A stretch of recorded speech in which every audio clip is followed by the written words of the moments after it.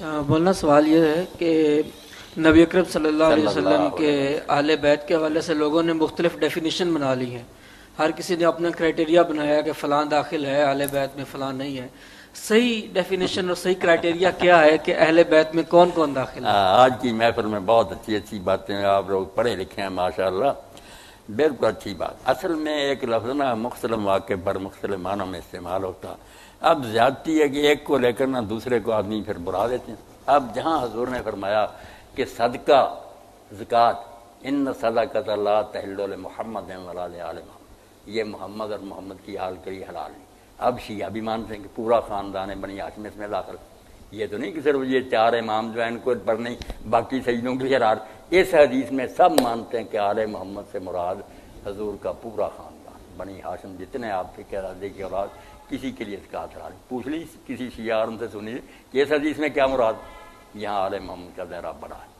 یہ کون ہے؟ آل ولادت، جن میں حضور پیدا ہوئے. یہ اہل بیت ولادت کیا ہیں؟ کس خاندان سے آپ پیدا ہوئے.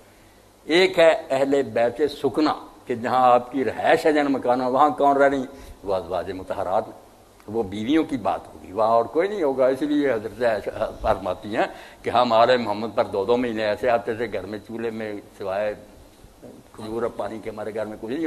یہاں آل محمد سے حضور کی گھر کی بیوی ہیں. یہ بیت سکنا ہے. اور ایک بیت پھر آ گیا نسب کہ آپ کے خاندان سے جو پیدا ہوا ہے وہ باقی بچیوں کی اولاد ہوئی ہی نہیں ہے، فوت ہو گئے.